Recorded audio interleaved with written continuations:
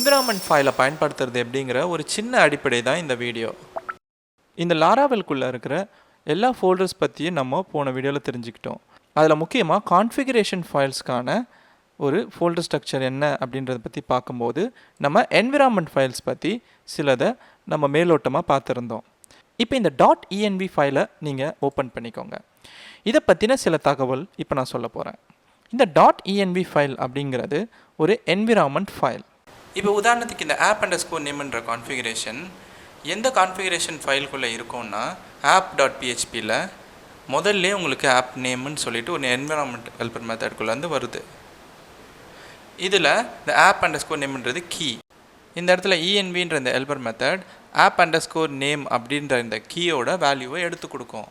இந்த app_nameோட value my app.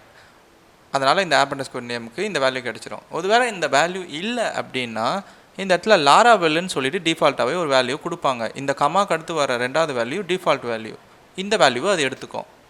அப்போது உங்கள் கான்ஃபிகரேஷனை நீங்கள் இங்கேருந்தே கொடுத்துட்டிங்கன்னா போதும். கான்ஃபிகரேஷன் ஃபைல் உங்களோட என்விரான்மெண்ட் ஃபைலுக்கு ஏற்ற மாதிரி வேல்யூஸை எடுத்துக்கும்.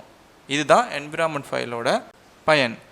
நீங்கள் வேறு ஒரு கான்ஃபிகரேஷன் ஃபைலை பயன்படுத்த போகிறீங்கன்னா அதுக்கு env.example நீங்கள் ஒரு ஃபைலை ஏற்கனவே உங்களுக்கு கொடுத்துருப்பாங்க. அதை நீங்கள் காப்பி பண்ணிக்கிட்டு உங்களுடைய என்விரான்மெண்ட் ஃபைலோடைய நேமை நீங்கள் வேறு என்ன வேணால் கூட வச்சுக்கலாம். இந்த என்விரான்மெண்ட் ஃபைலுக்கு நான் ப்ரொடக்ஷன்னு கூட பேர் வச்சு ப்ரொடக்ஷனுக்கான கான்ஃபிகரேஷன்ஸ் எல்லாம் அதுக்குள்ளே சேவ் பண்ணி வச்சுக்கலாம். இப்படி ஒவ்வொரு என்விரான்மெண்ட் ஃபைலையும் நீங்கள் உருவாக்கி ஒவ்வொரு கான்ஃபிகரேஷன்ஸையும் நீங்கள் மெயின்டைன் பண்ணிக்கலாம். நான் எப்போ இந்த envயில் இருக்கிற இந்த app_env வேல்யூவை லோக்கல்லேருந்து ப்ரொடக்ஷனுக்கு மாற்றுறீங்களோ அப்போ தான் அந்த ப்ரொடக்ஷனுக்கான கான்ஃபிகரேஷன் வேலை செய்யும். இது ஒரு ஆரம்ப நிலைன்றதால தான் இப்போதைக்கு உங்களுக்கு தகவலாக சொல்லிகிட்டு இருக்கேன். இந்த கோர்ஸோட முடிவில் எப்படியும் நம்ம இந்த அப்ளிகேஷன் எல்லாத்தையும் லைவ்க்கு ஒரு கான்ஃபிகரேஷனும் சர்வருக்கு ஒரு கான்ஃபிகரேஷனும் நம்ம கம்ப்யூட்டருக்குள்ளேயே உருவாக்கி 2 விதமான என்விரான்மெண்ட்லேயும் இந்த ஆப் எப்படியெல்லாம் செயல்படுது, ஏதாவது பிரச்சனை வருதான்னு நம்ம டெஸ்ட் பண்ணிலாம் பார்ப்போம். அதனால் இப்போ தகவல் மட்டும் தெரிஞ்சுக்கோங்க. லைவுக்கு ஒன்று, ப்ரொடக்ஷனுக்கு ஒன்று, டெஸ்டிங்க்கு ஒன்றுன்னு நீங்கள் எத்தனை வேணாலும் ரெடி பண்ணிக்கலாம். இப்போ இங்கே நம்ம பார்க்குறது டெவலப்மெண்ட்டுக்கான கான்ஃபிகரேஷன்ஸ். அதாவது லோக்கலில் நம்ம வேலை செய்கிறதால லோக்கல் கான்ஃபிகரேஷன்ஸ் தான் இதில் இருக்கும். இந்த app_name மட்டும் இல்லை, இந்த env, key, debug, url இந்த எல்லா கான்ஃபிகரேஷனுக்கும் வேல்யூஸை லாராவெல் என்விரான்மெண்ட் ஃபைல் மூலமாக தான் எடுக்குது. அதாவது இந்த env ஹெல்பர் மூலமாக எடுத்துக்கிட்டு இருக்கு. இதனால் எல்லா கான்ஃபிகரேஷன்ஸும் உங்களுக்கு பயன்படுத்தக்கூடிய வகையில் இந்த லாராவெல் ஃப்ரேம்வொர்க் இருக்கும். ஆப்போட இன்ஃபர்மேஷன் மட்டும் இல்லை, டேட்டாபேஸ் இன்ஃபர்மேஷனும் லோக்கலுக்கு ஒன்று ப்ரொடக்ஷனுக்கு ஒன்றுன்னு வச்சுருக்கிறதால டேட்டாபேஸையும் நீங்கள் என்விரான்மெண்ட் ஃபைல்லேருந்து தான் பயன்படுத்தி எடுத்துக்கணும். இப்போ இங்கே நம்ம பார்க்குறது MySQL டேட்டாபேஸ்க்கான கான்ஃபிகரேஷன்ஸ் எல்லாம் இங்கே உள்ளே இருக்குது. இங்கேருந்து தான் அதுக்கான வேல்யூஸ் எல்லாம் வரும். இப்போ இந்த env ஃபைல் லோக்கலில் உருவாக்கப்பட்டிருக்கு. அதனால் இது லோக்கலுக்கான கான்ஃபிகரேஷன்ஸை மட்டுமே கொண்டு இருக்கும். இதே நீங்கள் லைவில் நீங்கள் உங்களுடைய வெப் சர்வரில் ஒரு என்விரான்மெண்ட்டை உருவாக்குனீங்கன்னா அதில் இங்கே இருக்கிற கான்ஃபிகரேஷன்ஸ் இருக்காது, வேறு கான்ஃபிகரேஷன்ஸ் தான் இருக்கும். அதுதான் நீங்கள் முக்கியமாக உங்கள் அப்ளிகேஷனுடைய இப்போதைய நிலைமை என்னென்னு எடுத்து சொல்ல வேண்டிய கான்ஃபிகரேஷன் தான் இது என்விரான்மெண்ட் ஃபைல். இதுக்குள்ளே என்னென்ன இருக்குன்றதை நம்ம பார்க்க போகிறோம். இதில் முதல்ல app_nameன்னு ஒரு ஃபீல்டு இருக்குது. இது லாராவெல் அப்படின்ற ஒரு வேல்யூவை கொண்டு இருக்குது. இதுக்கு என்ன அர்த்தம்னா இந்த அப்ளிகேஷனோட நேம் லாராவெல் அப்படின்னு நம்ம இந்த இடத்துல சொல்கிறோம்.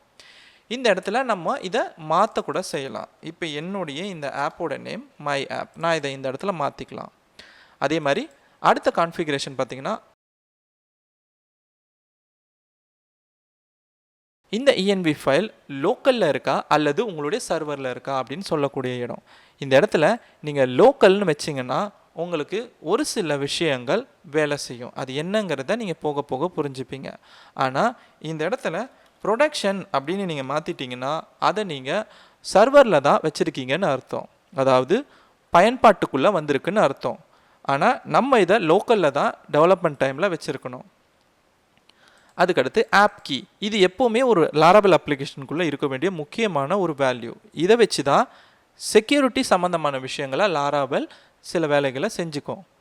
அடுத்து டீபக் அப்படின்றது நீங்கள் உங்களுடைய அப்ளிகேஷனுக்குள்ளே ஏதாச்சும் எரர்ஸ் எல்லாத்தையும் காட்ட போகிறீங்களா, அதை நீங்கள் சரி செய்ய போகிறீங்களா அப்படின்னு சொல்ல வேண்டிய இடம். அதனால் இந்த இடத்துல நம்ம லோக்கலில் தான் வேலை செய்ய போகிறதால ட்ரூன்னு கொடுப்போம். ஒருவேளை இந்த ஃபைல்ஸ் வெப் சர்வரில் இருந்துச்சுன்னா நீங்கள் இந்த இடத்துல ஃபால்ஸ்ன்னு கொடுத்துக்கணும்.